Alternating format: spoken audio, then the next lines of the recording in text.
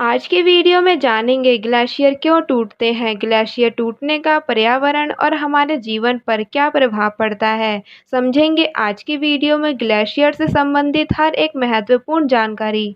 हमारे स्वास्थ्य की सुरक्षा जितनी जरूरी है, पृथ्वी का भी स्वस्थ रहना उतना ही आवश्यक है। हाल ही में दुनिया का सबसे बड़ा आइसबर्ग हिमखंड यानी बर्फ का पहाड़ टूटा है, जिसका आकार बहुत ही ज़्यादा बड़ा बताया जा रहा है। टूटने के बाद यह हिमखंड बेडेल सागर में तैर रहा है। अगर ऐसे ही आकार के आइसबर्ग लगातार टूटते रहे तो धरती पर तबाही आना तय माना जा रहा है।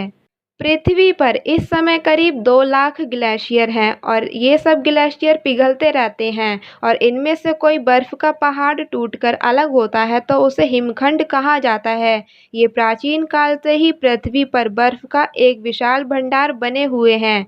ऐसे में ग्लेशियर के पिघलने से जमीन पर रहने वाले दुनिया के उन लोगों पर भी असर पड़ता है जिनके लिए ग्लेशियर ही पानी का प्रमुख स्रोत है। जैसे हिमालय के ग्लेशियर आसपास की घाटियों में रहने वाले 25 करोड़ लोगों को उन नदियों का पानी देते हैं, जो आगे जाकर करीब 165 करोड़ लोगों के लिए भोजन, ऊर्जा और कमाई का जरिया बनती हैं। यदि पूरी दुनिया के ग्लेशियर पिघल गए तो पृथ्वी का तापमान लगभग 60 डिग्री सेल्सियस तक बढ़ जाएगा, और इतने अधिक तापमान में इंसानों का रहना ही मुश्किल हो जाएगा।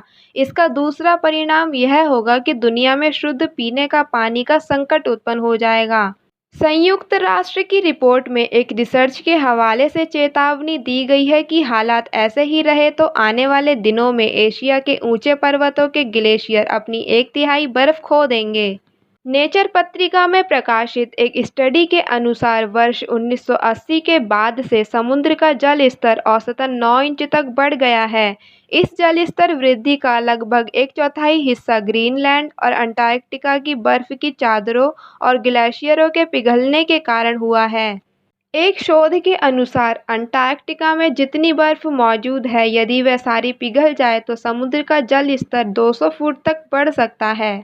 पिछले 100 वर्षों में दुनिया के समुद्र तल में 35% तक की बढ़ोतरी तो ग्लेशियर के पिघलने की वजह से हुई है, और ये सिलसिला आगे भी जारी रहने की संभावना है।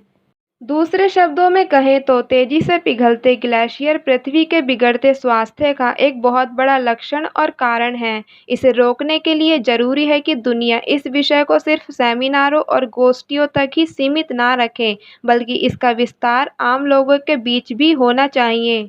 आम लोगों में जागरूकता सिर्फ शिक्षा के या किसी खास प्रोग्राम जैसे नुक्कड़ नाटक या अन्य तरीकों से ही लाई जा सकती है। हमें निजी वाहनों का इस्तेमाल कम करने पर जोर देना चाहिए, साथ ही हरियाली को बढ़ावा देना चाहिए, और उद्योगों से निकलने वाले अपशिष्टों का बेहतर प्रबंधन बहुत जरूरी है। पृथ्वी को बचाने के लिए और इन ग्लेशियरों को पिघलने से बचाने के लिए आप और किन किन उपायों को सुझा सकते हैं, अपनी राय कमेंट बॉक्स में ज़रूर लिखें।